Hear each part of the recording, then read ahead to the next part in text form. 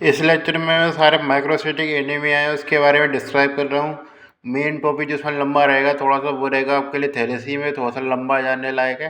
बाकी के सारे छोटे छोटे टॉपिक हैं। मैं सोच रहा था थैलेसीमिया का अलग लेक्चर पे कवर करना चाहूँ, फिर बहुत सारे लेक्चर हो जाएंगे और काफ़ी छोटे छोटे लेक्चर भी अपलोड कर रहा हूँ मैं कुछ टाइम से।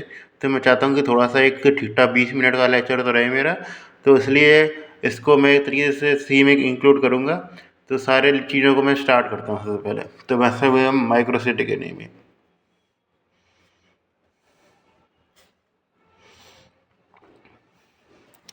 माइक्रोसाइटिक एनीमिया किसके कारण कह रहे हैं, तो उसमें एनसीवी की वैल्यू होती है वो 80 से नीचे रहती है। इसके कारण को माइक्रोसाइटिक एनीमिया में इसको क्लासिफाइड किया गया है। इसमें मैं एमसीएच की बातों में मैं अलग करूँगा। इसमें मेन उसे एनसीवी के आधार पे इसको क्लासीफाई किया गया है कि इसमें माइक्रोसाइटिक एनीमिया के रूप में। सबसे पहला जो एग्जाम्पल आता है कॉमन वो आता है इसमें iron deficiency anaemia.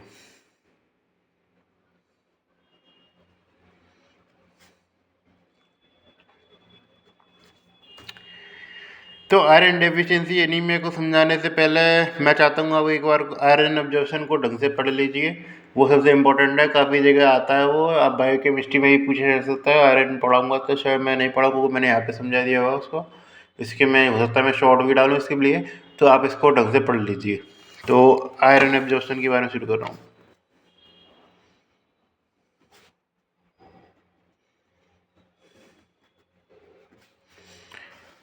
Iron absorption में बात करें तो ये चीज़ आप बनाते चलिए मेरे संग कैसा होता है।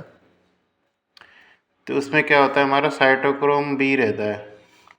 साइटोक्रोम बी जो होता है उससे क्या कम रहता है। जो साइटोक्रोम बी रहता है जो Fe+3 आयन को किसमें चेंज करता है, हमारे Fe+2 बैलेंसिंग में चेंज कर देता है। और Fe+2 जो होता है हमारा Fe+2 वो किससे ट्रांसपोर्ट हो जाता है, हमारा DMT के सहायता से। ये ट्रांसपोर्ट हो गया इसके अंदर। फिर ये कर जाता है हमारा Fe+2 किससे बाउंड कर लेता है, हमारा फेरेटिन से। तो क्या है हमारा एक तरीके से फेरेटिन। फेरेटिन से उसके बाद ये किससे निकलता है एक तरीके से, फेरेटिन के बाद तो एक तरीके से Fe+2 किससे निकलता है, एक तरीके से ये निकलता है फेरोप्रोटीन से। ये एक तरीका हमारा फेरोप्रोटीन, फेरोप्रोटीन से निकल गया Fe+2। और Fe+2 फिर किसके सहायता से चेंज हो जाता है, फिर दोबारा किसमें, हमारा Fe+3 में चेंज हो जाता है। किसकी सहायता से, एप्सिडीन की सहायता से।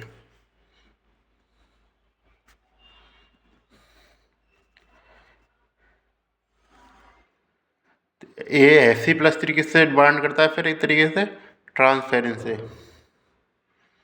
इस तरीके से ट्रांसफेरेंस से बाइंड करता है ये चीज़ें। ट्रांसफेरेंस देखें तो एक तरीके से लिवर पे सिग्नल भेजता है, लिवर पे। और लिवर क्या एक तरीके से रिलीज करता है किसको, हमारे एप्सिडिन को।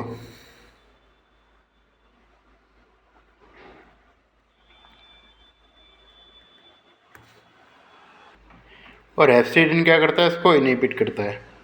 इस तरह के दो एप्सिडिन होते हैं, एसिटीन होता है ये। तो एफसीटीन और एप्सिडिन में कन्फ्यूज मत हो जाए। एफसीटीन से क्या होता है, एफसीटीन से हमारा क्या होता है तरीके वो आयरन+2 +3 में चेंज होता है। लेकिन मेन चीज़ आपको एफसीटीन याद नहीं रखना, मेरा को ध्यान रखना है एफसीडिन, जिससे क्या होता है कि फेरेटोप्रोटीन का इनिबिशन होता है। यानी यदि एसएस आयरन आ जाए तो वो क्या करता है, एक तरीके से इनिबिशन करता है कि एसएस आयरन का एब्जॉर्प्शन है वो नहीं हो पाए। ये चीज़ इस तरीके से सिस्टम चलता है एब्जॉर्प्शन का।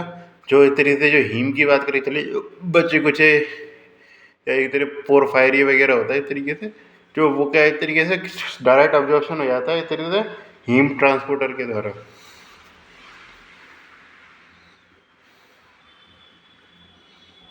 जो बचा कुचा हीम है हमारा, तो हीम ट्रांसपोर्टर के द्वारा जो बचा कुचा हीम है वो एक तरीके से ट्रांसपोर्ट हो जाता है किसके अंदर, सेल के अंदर। तो सेल के अंदर से फिर आदमी बाहर भी निकल जाता है।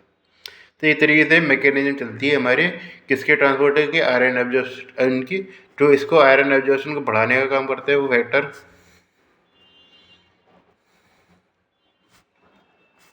आयरन एब्जॉर्प्शन को इंक्रीज करने वाला जो काम करता है, आयरन एब्जॉर्प्शन इंक्रीज वो करते हैं हमारे विटामिन सी करता है। उसके अलावा एमाइनो एसिड हुए और कहते हैं ऑक्जेलो एसिड हुए। घटाने का काम और करते हैं, वो करते हैं हमारी टी करती है, और उसके अलावा क्या करते हैं हमारे कार्बोहाइड्रेट करते हैं। ये आयरन एब्जॉर्प्शन को घटाने का काम करते हैं, इसलिए आपको आयरन एब्जॉर्प्शन के बारे में आपको पता चल गया होगा। तो हम किसकी बात कर रहे हैं, तरीके से आयरन, सिंपल सी बात है, आयरन डेफिशिएंसी एनीमिया के बारे में बातचीत कर रहे हैं। तो आयरन डेफिशिएंसी एनीमिया को क्या क्या फंडिंग मिल सकती है, सिंपल सी बात है, मेन रूप से इसमें बात करें सारी तीनों चीज़ें कम मिलेंगी आपको। MCV कम मिलेगा, MCH कम मिलेगा, और MCSC कम मिलेगा। तीनों के तीनों लिख के आने हैं आपको, MCSC तीनों के तीनों कम मिलेंगे। उसके अलावा क्या मिलेंगे, साइज कम मिलेगा आपको, साइज कम मिलेगा तो RBC का तो यही है। और इसके अलावा क्या सेंट्रल पेलर बढ़ा हुआ मिलेगा RBC की इन्वेस्टिगेशन करना। सेंट्रल पेलर है वो एक तरीके से आपको बड़ा मिलेगा RBC के अंदर, ये चीज़ है। तो और उसके अलावा जो और जो होते हैं कि वो जैसे सिंपल सी बात है, जैसे ये तो हमारे वो किस पे फाइंडिंग होगी, तरीके से स्लाइड की फाइंडिंग हुई, स्लाइड निकाल बनाई हमने। उसके अलावा और जो बायोकेमिस्ट्री फाइंडिंग क्या मिलेंगे आपको, तो सिंपल सी बात है आयरन का अब्जॉर्प्शन ही कम हो रहा है, सीधी जल्दी बात है, उससे क्या हुआ है तरीके से फेरेटिन का लेवल भी कम हो जाएगा। आयरन का अब्जॉर्प्शन ही कम हुआ है तो फेरेटिन का लेवल भी कम हो गया। और किसका लेवल कम हो गया, हमारे फेरेटिन के लेवल के साथ किसका लेवल कम हो गया, हमारे सिंपल सी बात है आयरन स्टोर कम होगा इस तरीके से। क्योंकि सिंपल सी बात, जितना ज़्यादा आयरन ऑब्जर्वेशन होगा उतना ज़्यादा स्टोर भी बढ़ेगा, एक्सेस आयरन स्टोर हो जाता है, और उसका सिंपल सी बात है आयरन स्टोर है वो इस तरीके से कम हो जाएगा, सिंपल सी बात है। और सिंपल सी बात है जब आयरन का एग्जॉशन कम होगा तो सिंपल सी बात है जो ट्रांसफेरिन का जो लेवल है वो बढ़ेगा, क्योंकि सिंपल सी बात है उसको जो छोटा मोटा थोड़ा बहुत भी आयरन है वो ऐसे बर्बाद होने तो देगा नहीं, वो अपना ट्रांसफेरिन व्यवहार है वो एक तरीके से नॉर्मल से बढ़ा देगा। हालांकि लगभग हो सकता है कि नॉर्मल भी रहे चीज़ें, लेकिन वो ट्रांसफर का लेवल बढ़ाएगा ताकि कि ज़्यादा से ज़्यादा जो आयरन है एक तरीके से वो एब्जॉर्ब कर पाए। तो इसलिए इसमें ध्यान रखना ट्रांसफरिन का लेवल है वो ठीक बड़ा मिलता है। मैं कंपेयर भी करूंगा इस लेवल के आधार पर ही डिफ्रेंशिएट हो जाता है तीनों के तीनों आयरन। माइक्रोसिटिक एनीमिया में ऊपर वाली फंड तो सेम ही मिलती है लगभग, सेंटर पे लाख होता है आयरन के लिए स्पेसिफिक है, बाकी मिलते हैं MCH MCV जैसी तो सबके लिए सेम ही मिलती है। तो इसलिए ट्रांसपेरेंट सिंपल सी बात है बढ़ा हुआ मिलता है इसमें, ये चीज़ ध्यान रखें। आयरन स्टोर कम हुआ है, फेरेटिन का जो लेवल है इस तरीके से वो क्या है घटा हुआ मिलेगा इस तरीके से, ये चीज़ ध्यान रखें। मेन चीज़ को ध्यान रखें फेरेटिन का लेवल इस तरीके से घटा हुआ मिलता है, इसको याद रखें नहीं रखें कोई इंपॉर्टेंस नहीं है, फेरेटिन का लेवल को याद रखना पड़ेगा। तो इस तरीके से क्या हो गया हमारे, इस तरीके से लेबोरेटरी फाइंडिंग हो गई। फिर हम बात करें क्लिनिकल फीचर की। क्लिनिकल फीचर में नॉर्मली पता है आपको फटीग मिल सकता है, उसको हेडेक मिल सकता है, और क्या क्या मिल सकता है उसको, तो सिंपल सी बात है स्टोमेटाइटिस मिल सकता है, जिंजीवाइटिस मिल सकता है, और क्या मिल सकता है सिंपल सी बात है, और मिल सकता है उसको सिंपल सी बात है जो पैलार है वो मिलता होता है हमारा किसमें, पैलार में, सेंट्रल पैलार इससे मत लगा दीजिए, पैलार मिल सकता है इसमें आईब्रोज पे, कंजक्टाइवा पे, कंजक्टाइवा पैलार मिलेगा, कंजक्टाइवा पैलार, ये सबसे इंपॉर्टेंट फाइंडिंग है। ये मतलब ऐसे सिम्टम नहीं है, साइन है, और इसमें मोटाइटिस जिंजिविटिस साइन हुआ, मेन साइन जो रहता है वो कंजक्टाइवा पैलार रहता है। ये आपको याद होना चाहिए खासकर फर्स्ट ईयर के स्टूडेंट के हिसाब से, क्योंकि ये चीज़ तो आपको पता रहती है सेकेंड ईयर वालों को। ये चीज़ हो गई। फिर सिंपल सी बात है हमारा एक तरीके से एक और मैं थोड़ा सा डिस्क्राइब कर देता हूँ, वो कर देता है उसका स्पून शेप्ड नेल होते हैं, ये को सिम्टम मिल गए हैं। तो इस तरीके से ये तरीके से क्या हो जाता है हमारा आयरन डेफिशिएंसी एनीमिया हो गया, सिंपल सी बात है, और कुछ आपको खास मिलेगा नहीं। जो मैंने फाइंडिंग बता रही थी वो तो आपको सेंट्रल पिलर याद रखना, आपको बायोलॉजी वो उसमें खासकर आपको यदि ओके सिंपल सी बात है काफ़ी यार ये उसमें भी आ जाता है आपको। सिंपल सी बात है जो स्लाइड में पूछे तो क्या है, तो साइज कम होता है तरीके और सेंट्रल पिलर बढ़ा हुआ मिलता है। ये चीज़ ये कंपेयर करने के लिए जब मैं और समझाऊंगा तो मैं इसके बारे में चर्चा करूँगा, तो इसलिए अभी तो इसको याद रखें। फीचर्स काफ़ी ईजी हैं याद करना, कुछ ज़्यादा कुछ बड़ी बात नहीं, स्पूल शेप नेल मिल जाता है। ये थोड़ा सा आपको क्लीन का सिम्टम में देख के बता सकता है, क्लीन का सिम्टम आपसे पूछे खाली नेल की फ़ोटो खींच के भेज दे तो आप बता सकें इसके बारे में। दूसरा टॉपिक आता है हमारा एनीमिया ऑफ क्रोनिक डिजीज।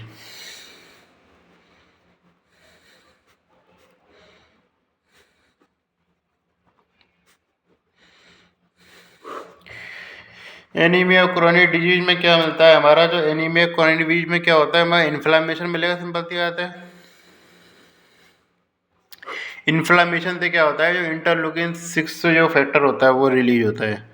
सारे इंटरलूकिन की चर्चा की जाएगी जब वो जनरल लेवल में पढ़ाऊंगा, या जो इम्यूनिटी के बारे में पढ़ाऊंगा, तब सारे इंटरलूकिन की चर्चा की जाएगी।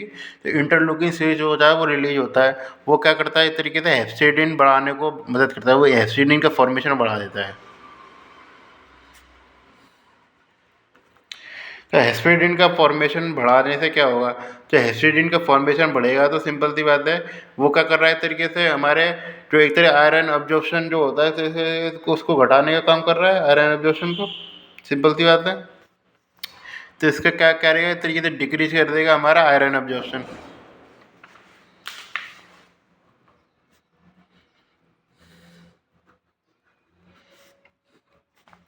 और उसके अलावा क्या करेगा, हमारा आयरन ट्रांसपोर्ट भी कम कर देगा। आयरन ट्रांसपोर्ट कैसे कम करेगा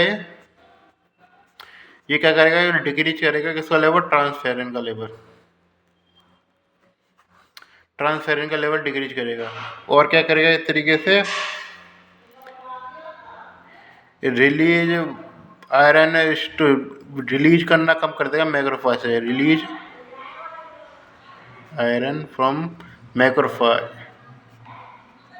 यानी इस तरीके से एसिडिंग का काम, आयरन की कंसंट्रेशन कम करना है, तो वो सारे काम करेगा इस तरीके से। तो इसमें मेन चीज़ आपको ध्यान रखनी है, ये फाइंडिंग आपको ध्यान नहीं, तो आयरन का जो लेवल है वो इस तरीके से कम मिलेगा आयरन का। उसके साथ साथ आप ये ध्यान रखें, इसमें ट्रांसफेरन का लेवल कम मिल रहा है। ये मेन चीज़ आपको याद रखनी है, ट्रांसफेरन का लेवल आपको कम मिलेगा, क्योंकि एसिडिन ने ट्रांसफेरन का लेवल है वो गिरा दिया है। उसके अलावा क्या मिलेगा आपको, फेरेटिनिन का लेवल है वो बढ़ा हुआ मिलेगा। फेरेटिन का लेवल कैसे बढ़ा हुआ मिल गया, तो फेरेटिन का जो लेवल है वो सिंपल सी बात है, कैरेटिन है वो इन्फ्लामेटरी मार्कर है। सिंपल सी बात है, तो इन्फ्लामेशन तो हो ही रहा है ना, सिंपल सी बात है। इन्फ्लामेशन है क्रोनिक डिजीज, हालांकि मैंने रीजन लिखे नहीं कौन कौन सी इन्फ्लामेशन क्या क्या हो सकते हैं। कनेक्टिव टिश्यू डिसऑर्डर भी हो सकता है, कोई सिंपल सी बात है माइक्रोवियल इन्फेक्शन भी हो सकता है, कोई न्यूप्लाज्म वगैरह वाली कंडीशन भी हो सकती है, कोई एंड्रास्टेटर का कुछ भी हो सकता है। मैं लिखा नहीं, लगे इन्फ्लामेटरी मार्कर तो पड़ेगा ही ना उसमें, कुछ भी हो। तो इसलिए इन्फ्लामेटरी मार्कर रहता है, इन्फ्लामेटरी मार्कर ये चीज़ है। सिंपल सी बात है, इन्फ्लामेटरी मार्कर रहता है किसमें, फेरेटिन का लेवल है वो इंक्रीज होता है इन्फ्लामेटरी मार्कर के रूप में। ये चीज़ आपको याद रखनी है, और आपको कुछ ऐसा कुछ याद रखना नहीं है। सिंपल सी बात है, ये चीज़ फाइंडिंग आपसे पूछता है। और इंटरलूकिन 6 को याद रखें, इंटरलूकिन 6 मेन काम कर रहा है इसमें, और एसिडिन का लेवल है वो बढ़ा हुआ मिलता है। और इसमें आपसे कुछ पूछता नहीं, क्लिनिकल फीचर तो मैंने जो बता दिया, आयरन डेफिशिएंसी वाले एनीमिया वो ज़्यादातर जगह चलते हैं, क्योंकि सिंपल सी बात है, एनीमिया में आप देखें तो शुरुआत में जो आपको सिम्टम देख कर आप पहचान सकते हैं कोई एनीमिया, तो वो आप यही एनीमिया है जिससे आप सिम्टम देख के पहचान सकते हैं। बाकी आपको पूरी इन्वेस्टिगेशन करनी पड़ेगी, तभी आप डिसाइड कर सकते हैं कि इस टाइप का एनीमिया है। सिंपल सी बात है, ये चीज़ है। तो यदि आपको केवल सिम्टम दे रखे, तो आपको केवल सीधे डायरेक्ट आयरन डेफिशिएंसी एनीमिया करके आना है, और कोई आपको एनीमिया आपको सोचने की भी जरूरत नहीं, क्योंकि वो आपको क्या, जो आपको फाइंडिंग मिलेगी। यदि कुछ स्पेशल फाइंडिंग होगी, जैसे सिंपल सी बात है, वो मैं बताऊंगा। बाकी जो नॉर्मल जनरल एनीमिया की फाइंडिंग है, उससे आपको केवल पता लगता है कि ये आयरन डेफिशिएंसी एनीमिया है, और आपको वही करके आना है। फिर हम आते हैं सिडेरोब्लास्टिक एनीमिया पे।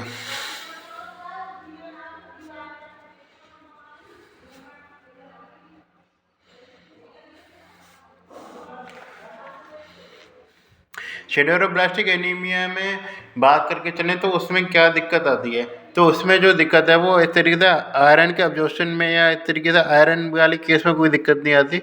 उसमें मेन आती है इस तरीके से जो ग्लोबिन चेंज होती है, ग्लोबिन या हीम चेन,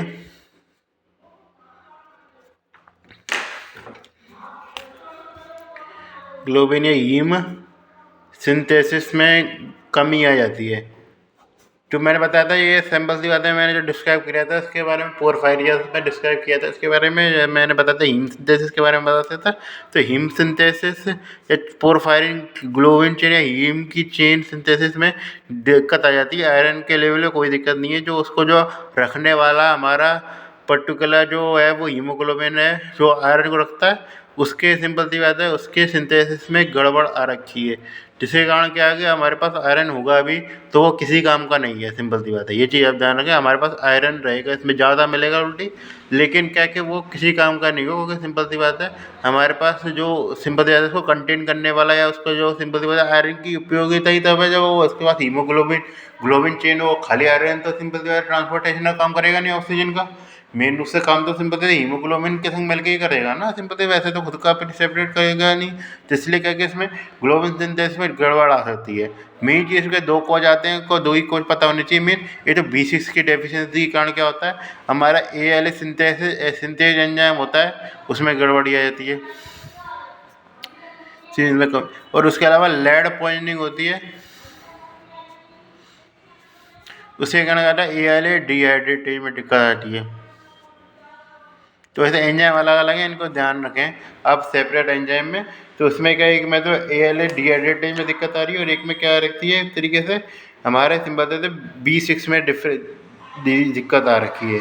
सिंपल सी बात है इसमें आपको ड्रग्स की हिस्ट्री भी दे सकता है। ऐसे ड्रग्स कौन सी जो B6 को कम करने का काम कर सकती है, तो आइसोनियाजाइड होती है मेन तो, और लिनेजोलाइड रहती है। आइसोनियाजाइड दे सकता है, लिनेजोलाइड दे सकता है, एंटी ट्यूबरकुलर ड्रग भी दे सकता है, एंटी ट्यूबरकुलर ड्रग की हिस्ट्री दे सकता है, एंटी टीबी ड्रग की ये चीज़ तब मिल सकती है। उसके अलावा क्या कि वो कॉपर डेफिशिएंसी भी दे सकता है, कॉपर डेफिशिएंसी ये चीज़ दे सकते हैं। कुछ भी सिम्टम जो B6 की कमी के ऊपर इंडिकेट कर रहे हैं वो सारे के सारे किस में बदल सकते हैं, तरीके सीरोब्लास्टिक एनीमिया में इस तरीके से परिवर्तित हो सकते हैं। ये चीज़ आपको पता होना चाहिए। अब इसमें आपको पता लग गया कि सिंपल सी बात है आयरन की जो दिक्कत है वो इस तरीके से ग्लोबिन चेन जो थी हमारे हीम का जो एब्जॉर्प्शन हो रहा था हीम का उसमें दिक्कत है। हीम जो है वो इस तरीके से है ही नहीं है, तो सिंपल सी बात है आयरन के लेवल में तो कोई दिक्कत नहीं है ना। सिंपल सी बात है, सिंपल सी बात है आयरन के लेवल में तो कोई दिक्कत नहीं है, तो जिसके कारण क्या होगा कि जो क्या कि आयरन तो होगा एब्जॉर्प्शन तो बढ़ा हुआ मिलेगा हमको एक तरीके से। तो सिंपल सी बात है क्या होगा कि आयरन तो मिलेगा हमको बढ़ा हुआ, सीरम आयरन है वो तो बढ़ा हुआ मिलेगा, सीरम आयरन के साथ साथ सीरम फेरेटिन भी बढ़ा हुआ मिलेगा।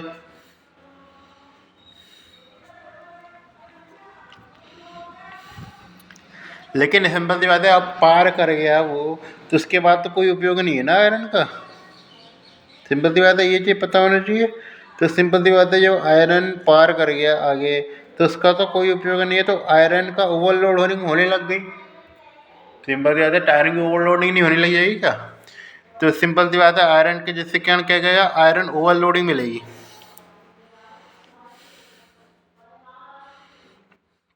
और आयरन ओवरलोडिंग किसको एक्टिवेट करती है हमारे, सिंपल सी बात है वो एक्टिवेट करती है हमारे एब्सिडिन को। और एब्सिडिन जब भी बढ़ेगा तो किसी कमी कर देगा हमारे एक तरीके से ट्रांसफेरिन कमी कर देगा।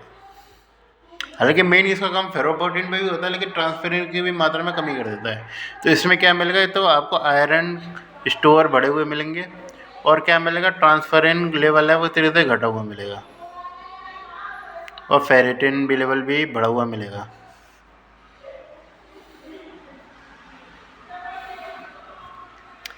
ये चीज़ है। उसके अलावा थोड़ी सी मैं इसके बारे में डिस्क्राइब करूँ थोड़ा सा और इसके और फाइंडिंग्स की बात करके चलूँ, जैसे मैं लेबोरेटरी फाइंडिंग्स की, जैसे तो ये भी लैब फाइंडिंग में आ गई। बाकी और फाइंडिंग की बात करके चलो तो वो क्या मिलेंगे आपको आयरन ग्रेन्यूल्स में देखने को मिलेंगे, क्योंकि आयरन ओवरलोड होता है तो आयरन ग्रेन्यूल्स देखने को मिलेंगे किसमें RBC पे, जो कि किसके द्वारा स्टेन की जाते हैं। स्टेन पूछता है मेन आपसे, तो स्टेन होता है किसके अंदर पर्शियन ब्लू के कारण होता है।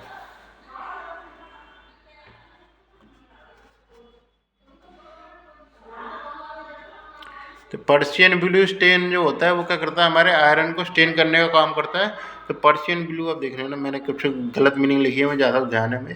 तो पर्शियन ब्लू स्टेन जो होता है वो आपसे वाई में पूछ सकता है आयरन की स्टेनिंग कौन करता है। काफ़ी सारे स्टेन पूछे जाते हैं तो पैथोलॉजी में मेरे से तो बहुत अलग अलग स्टेन पूछ लिए थे जब मैं हवाई में गया था।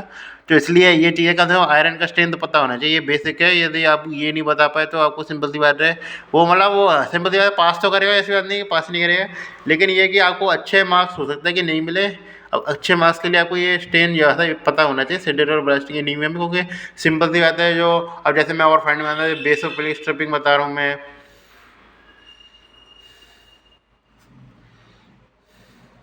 और उसके अलावा क्या बनेंगे रिंग स्टेडेरोब्लास्ट हुई।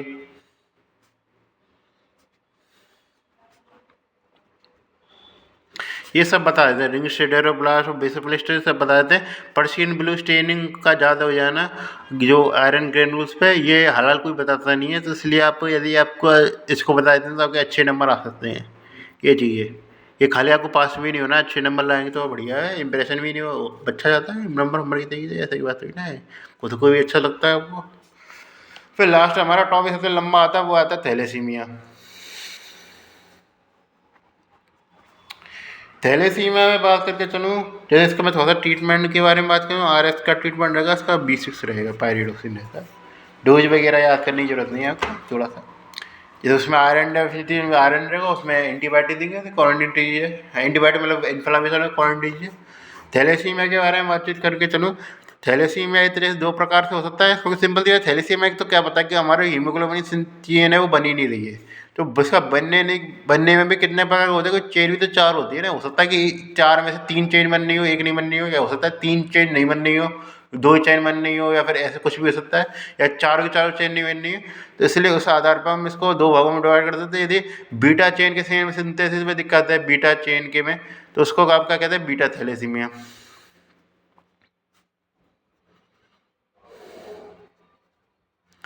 और यदि हमारे अल्फा चेन के बनने में दिक्कत है, अल्फा चेन के, तो उसे हम क्या कहते हैं, अल्फा थैलेसीमिया। यदि बीटा थैलेसीमिया जो होता है, उसको जो होता है वो इस तरीके से मिलता है हमारा क्रोमोसोम 11 पे। उसमें क्रोमोसोम ध्यान रखें, तो वैसे इंपॉर्टेंट क्रोमोसोम है, इस तरीके से इसको मैं हर जगह नहीं बोलता, इसमें आपको पता होना चाहिए। थैलेसीमिया खासकर पैथोलॉजी वालों के लिए बहुत इंपॉर्टेंट है पूरा पढ़ना, क्योंकि काफ़ी बार पूछा जा सकता है आपसे। तो क्रोमोसोम 16 जो रहता है वो इस तरीके से किसके लिए रहता है, हमारा अल्फा चेन के लिए। क्रोमोसोम जो 11 जो होता है, उसमें क्या डिफेक्ट आता है क्रोमोसोम 11 में, तो क्रोमोसोम 11 में जैसे ध्यान रखना वो रहता है इस तरीके से, इसमें मेन तो ये जो है कोजाक सीक्वेंस मिल जाता है, कोजाक सीक्वेंस भी पूछ सकता है आपसे MCQ के रूप में। कोजाक सीक्वेंस मेन इसमें जो इस तरीके से डिफेक्ट आता है, वो आता है हमारा इस तरीके से 2 प्रकार के डिफेक्ट आते हैं, एक तो चेन टर्मिनल म्यूटेशन आता है, उसके अलावा स्प्लाइसिंग म्यूटेशन आता है।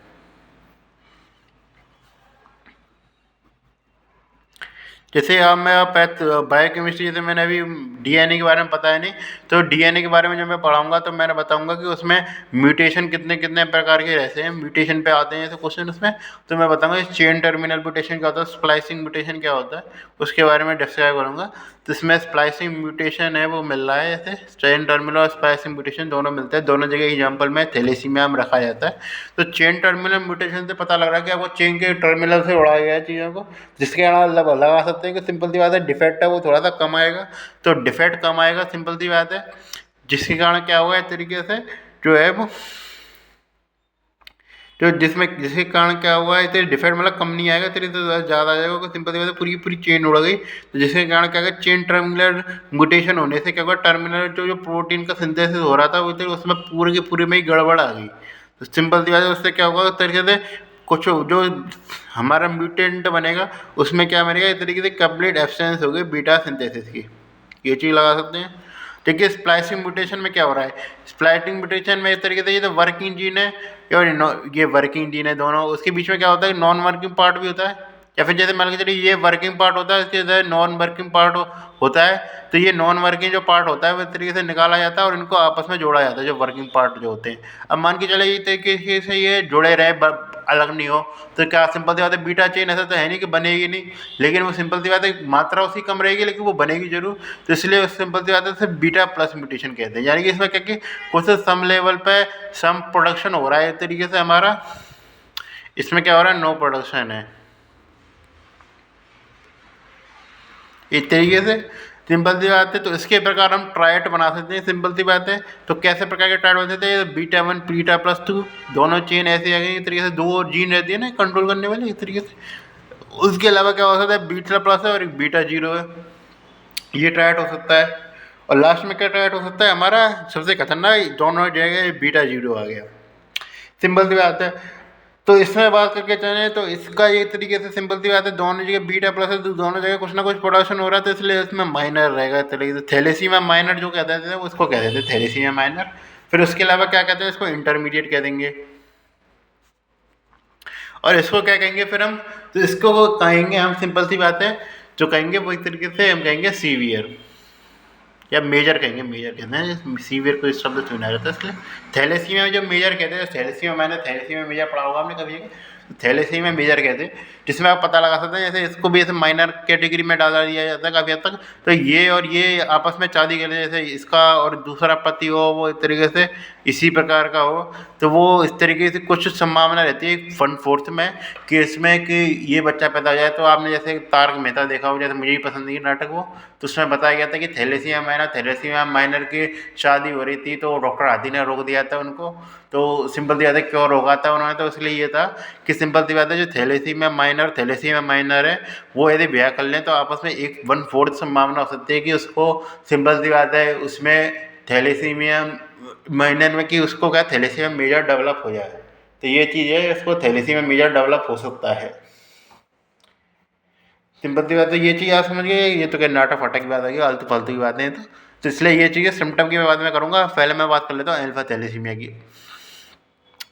अल्फा थैलेसीमिया की बात करें, जब बीटा थैलेसीमिया अल्फा थैलेसीमिया में कौन सी वेरियर होगा, बताइए आप सोचिए कौन सी वेरियर होता है। तो ये बता दो, ये सीवियर होता है। क्यों होता है सीवियर, क्योंकि जब मैंने हीमोग्लोबिन आपको पढ़ाया था तो मैंने बताया था कि जो हीमोग्लोबिन होती है उसमें अल्फा चेन होती है और बीटा चेन होती है एडल्ट में, और जो फीटल हीमोग्लोबिन होता है उसमें अल्फा चेन होती है और गामा चेन होती है। जो सिंपल सी बात है, ये इस केस में जब अल्फा चेन होती है वो दोनों जगह कॉमन रहती है। मान के चले बीटा चेन नहीं बननी होगी तो ये क्या करेगा, 6 मंथ तक एसिम्प्टोमेटिक रहेगा। 6 मंथ एसिम्प्टोमेटिक रह सकता है। क्यों रह सकता है, क्योंकि सिंपल सी बात है, इसके हैव क्या रहेगा, इसमें जो मेन ट्रांसपोर्टेशन फंक्शन का काम कौन कर रहा है तब तक, इसलिए फीटल हीमोग्लोबिन कर रहा है। तो इसलिए 6 मंथ तक एसिम्प्टोमेटिक रहेगा, क्योंकि सिंपल सी बात है, जब तक हमारे एडल्ट हीमोग्लोबिन ने मेन पार्टिसिपेट नहीं किया है इस तरीके से। तो फीटल हीमोग्लोबिन में क्या होता है, हमारा अल्फा 2 के साथ गामा 2 होता है। दूसरे कारण का बीटा चेन नहीं भी होगी तो सिंपल सी बात है, बीटा चेन का रोल तो आया ही नहीं। तो इसलिए सिंपल सी बात है, चेन वो एसिम्प्टोमेटिक रहेगी। जो सीवियर होगा उसमें क्या होगा, फीटस में सिम्टम देखने को मिलेंगे, फीटस में सिम्टम देखने को मिल जाएंगे, क्योंकि सिंपल सी बात है उसमें अल्फा चेन ही नहीं है, इसलिए ये थोड़ा सा सीवियर माना जाता है। हालांकि आपको मेन डिस्क्रिप्शन इसका पूरा इसका ही मिलता है। क्यों मिलता है इसका डिस्क्रिप्शन, वो इसका डिस्क्रिप्शन आपको इसलिए मिलता है क्योंकि ये आदमी होता है, ये थैलेसीमिया मेजर वाला वो आदमी जन दुनिया में आ पाता है, ये आदमी दुनिया में आएगा ही नहीं। मान के चले किसी के अल्फा चेन नहीं है तो सिंपल सी बात है, ऑक्सीजन का ट्रांसपोर्टेशन की जरूरत तो हर जगह ही है ना। सिंपल सी बात है, हर जगह बिना ऑक्सीजन के ट्रांसपोर्टेशन में तो काम चलेगा नहीं। अब सिंपल सी बात है, जिसके अल्फा चेन ही नहीं है तो उसका हीमोग्लोबिन प्रोडक्शन तो हो ही नहीं रहा ना। अब उसका हीमोग्लोबिन प्रोडक्शन नहीं हो रहा तो सिंपल सी बात है, उसमें क्या कर रहा है तरीके से, सिंपल सी बात है क्या काम हो रहा है तरीके से, जो हमारा जो ट्रांसपोर्टेशन का काम है ऑक्सीजन का वो इस तरीके हो ही नहीं पा रहा है। तो सिंपल सी बात है, जो बच्चे में यदि काम ये नहीं हो पाएगा, या सिंपल सी बात है वो ऑक्सीजन ट्रांसपोर्टेशन का, तो सिंपल सी बात है वो बच्चा दुनिया में आएगा ही नहीं ना। अब बच्चा दुनिया में आएगा नहीं तो उसमें क्या बात हो गई कि उसे माइनर है मेजर है कुछ भी है, सिंपल सी बच्चा दुनिया में आया ही नहीं। बस सिंपल सी बात है, मेजर वाली बात या समस्या वाली बात तब होगी ना आदमी के लिए, जब बच्चा दुनिया में आ गया तभी आप उसको बचाना प्रयास करेंगे। कोई आदमी है वो किसी औरत के पेट में ही मर गया तो सिंपल सी मतलब आदमी तो क्या है, मतलब बच्चा मर गया पेट में तो सिंपल सी बात है, उसका होना नहीं होना किसी भी कैटेगराइज करने का कोई मतलब ही नहीं है ना। तो इसलिए सिम्टम जो पढ़े जाते हैं मेन, जैसे मैं सिम्टम पढ़ाऊँ काफ़ी सारे, तो वो इसी के लिए पढ़े जाते हैं, उसके लिए कोई पढ़े ही नहीं जाते सिम्टम। सिंपल सी बात है, थैलेसीमिया जो हमारा एक तरीके से अल्फा थैलेसीमिया उसके कार्य खास सिम्टम पढ़े ही नहीं जाते। मेन सिम्टम जो पढ़े जाते हैं वो उसके लिए पढ़े जाते हैं हमारे बीटा थैलेसीमिया के लिए। कुछ मैं इसके सिम्टम बता दूं, जैसे सिम्टम तो क्या मतलब, जैसे इस प्रकार के ट्रायड में बता दूं, तो इसलिए अल्फा चेन को 4 जीन होती है वो कंट्रोल करती हैं। ये तरीके से 4 जीन कंट्रोल कर रहे हैं। यदि एक जीन एब्सेंट है तो एक जीन कट एब्सेंट है तो उससे क्या कहेंगे, मिनिमा कहेंगे। जैसे मैं अलग जगह डिस्क्राइब कर लेता हूँ।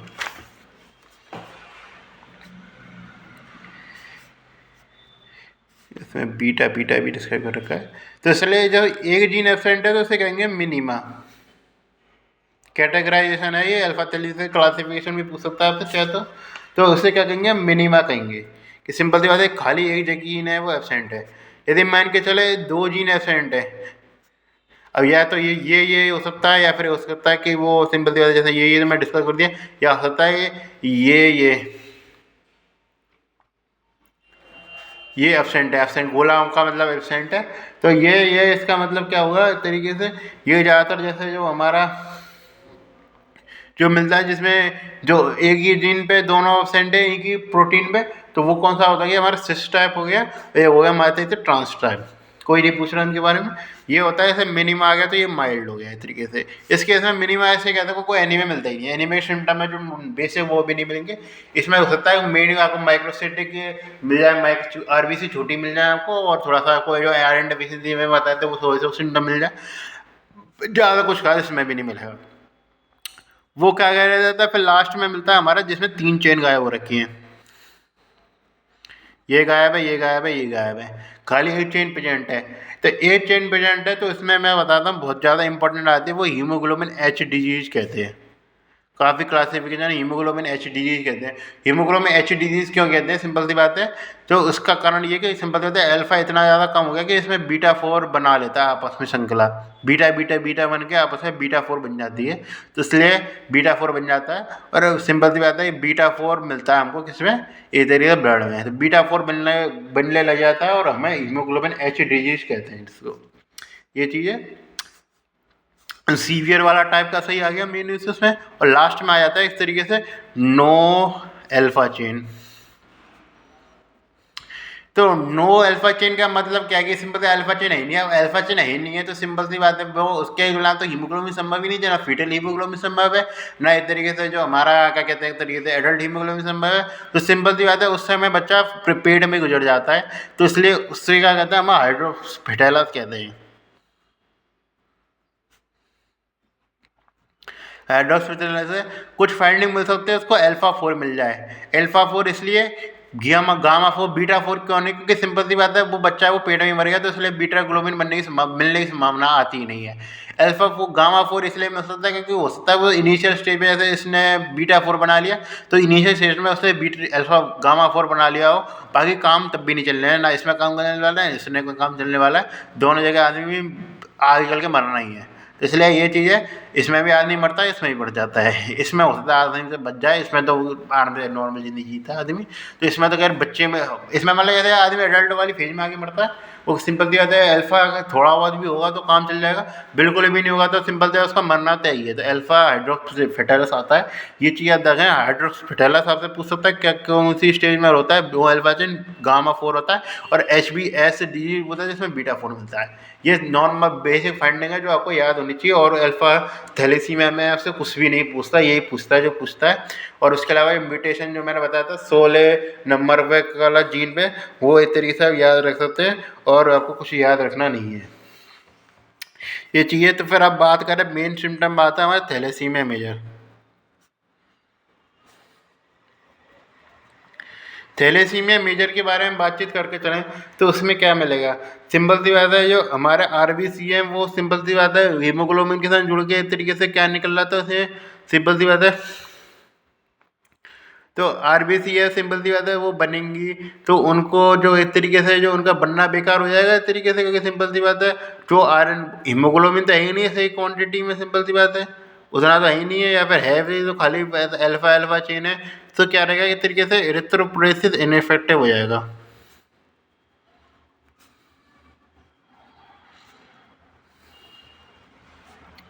तो इलेक्ट्रोपोरेसिस इनइफेक्टिव हो जाएगा, जिसके कारण क्या कि एक तरीके से कुछ ना कुछ शेप में अंदर आ सकता है हमारे एक तरीके से आरबीसी में।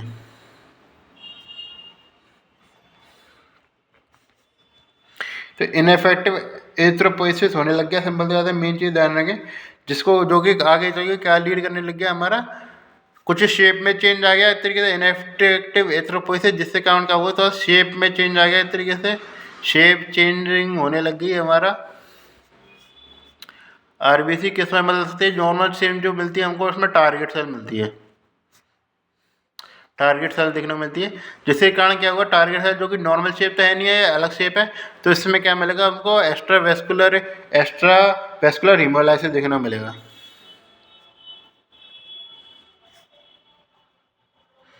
किसमें देखना, स्प्लीन में देखने को मिलेगा, और हाँ देखने को मिलेगा एक्स्ट्रा हीमोलाइसिस हमको देखने को मिल गया, सिंपल सी बात है।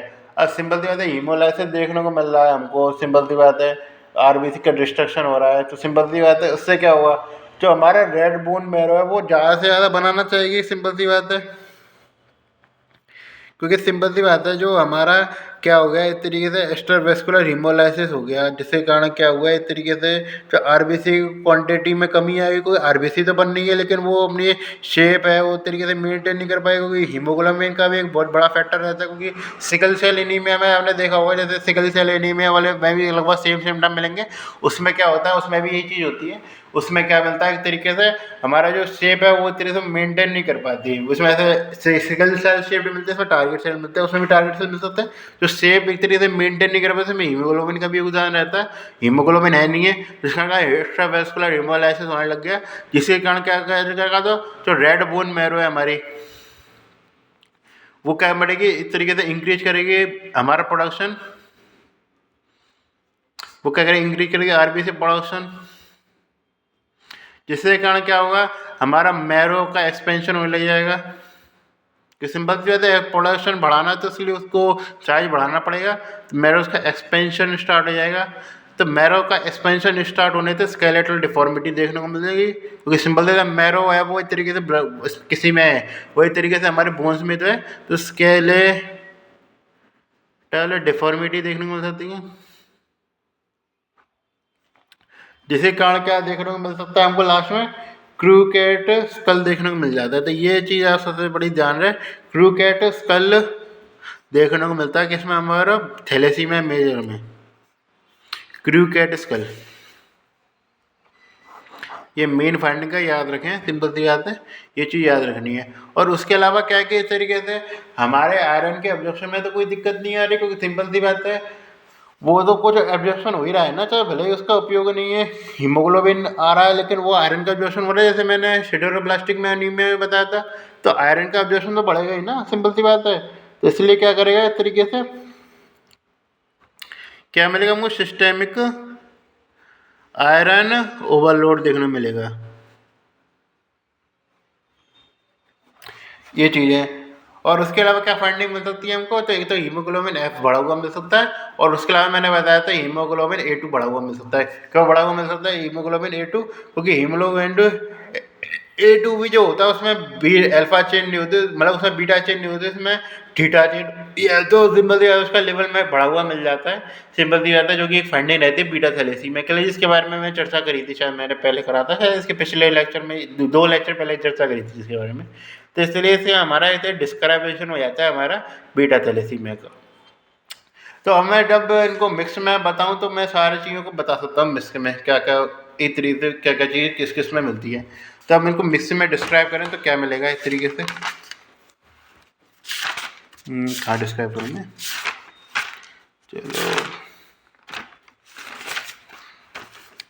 चलो तो इसको मिक्स में डिस्क्राइब करते हैं तुम्हारे माइक्रोसाइटिक एनीमिया को।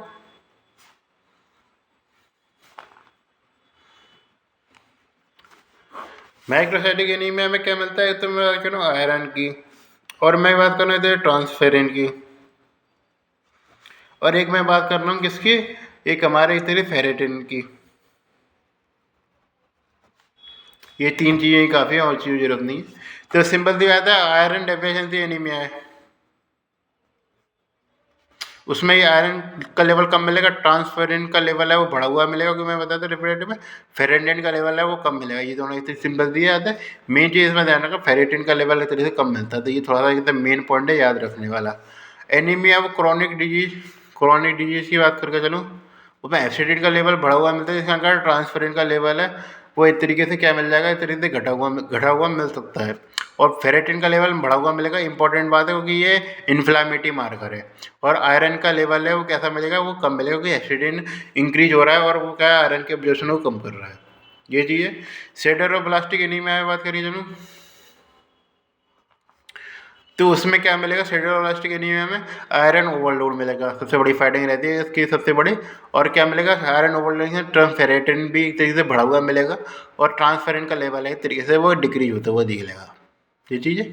और थैलेसीमिया की बात करके चलूँ, उसमें क्या मिलेगा आपको, तो थैलेसीमिया जो है उसमें भी आयरन ओवरलोड देखने को मिल जाता है। उसमें भी जो फेरेटिन का लेवल है वो एक तरीके से बढ़ा हुआ मिलता है।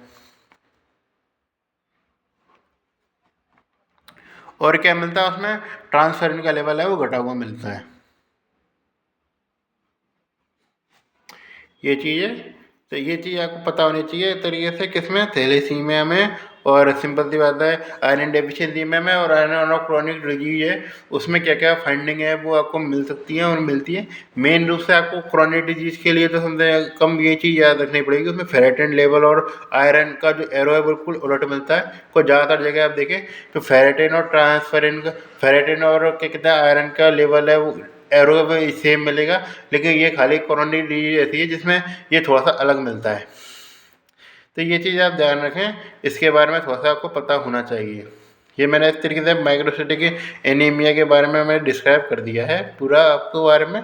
उसके बारे में कोई भी क्वेश्चन है वो इससे बाहर नहीं आएगा, ये चीज़ मैं कह सकता हूँ। खासकर आप पैथोलॉजी वाले पढ़ रहे हैं तो उनके लिए ज़्यादा इंपॉर्टेंट है को पहचानना।